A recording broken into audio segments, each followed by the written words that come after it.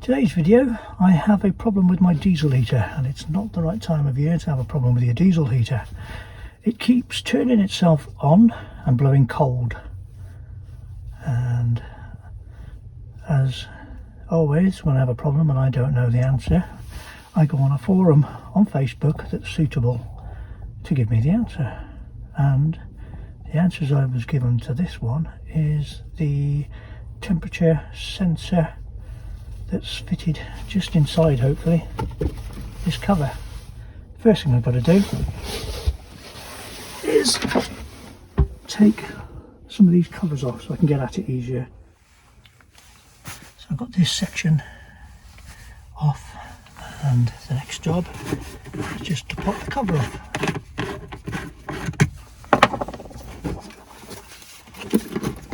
There we go. That's the cover off. Now obviously before I started doing any of this I took the fuse out, so there's no power getting to the heater. Now that's the sensor there. I need to pop this little wire spring clip out there and disconnect it from here. And to do that you just push down on there, don't pull the wires, pull down and it just slides out. There you go. Don't pull too hard, so that's that out of the way.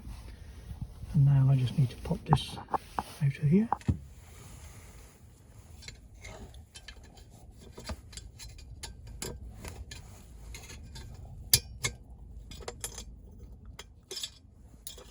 Just lean that out of the way there. I realised my hand was in the way there.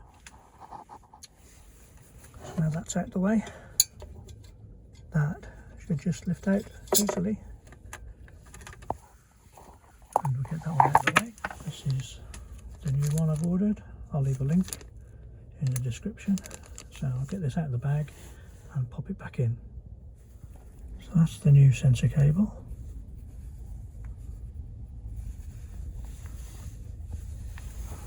I'll try and do it one-handed. I might need to use both.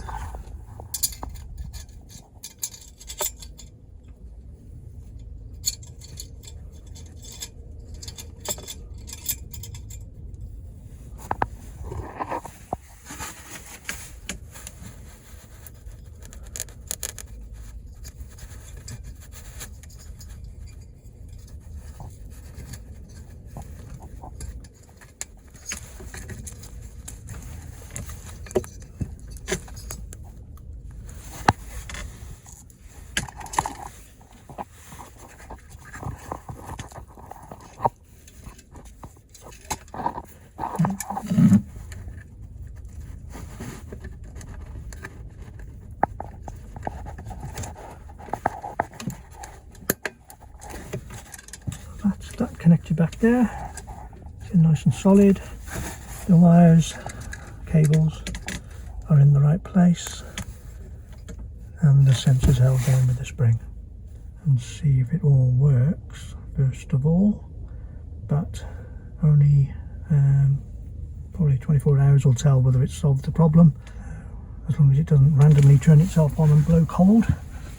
And obviously there's a chance it'll drain the batteries as well with it, keeps doing that. So we'll give it a go.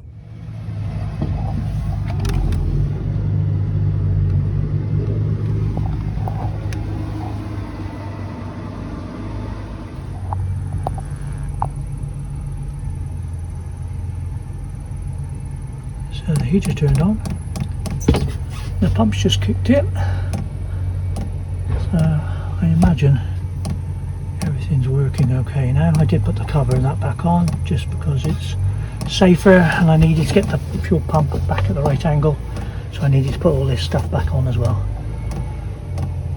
I do tend to prefer the fuel pump and everything, all my connections inside. As you can see, a lot of people have them outside. To be honest, the ticking doesn't bother me. It's like a clock ticking in it. A lot of people moan about the noise, but it's not too bad in the back here under the bed.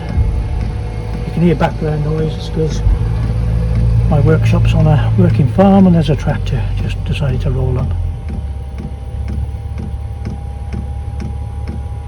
Right, let's see if it pumps some heat out, so at least it'll keep me warm, and then I need to give it 24 hours and make sure that the heater doesn't turn itself on blowing cold. The heater's working. I've got nice warm air coming out, so at least I'll be toasty.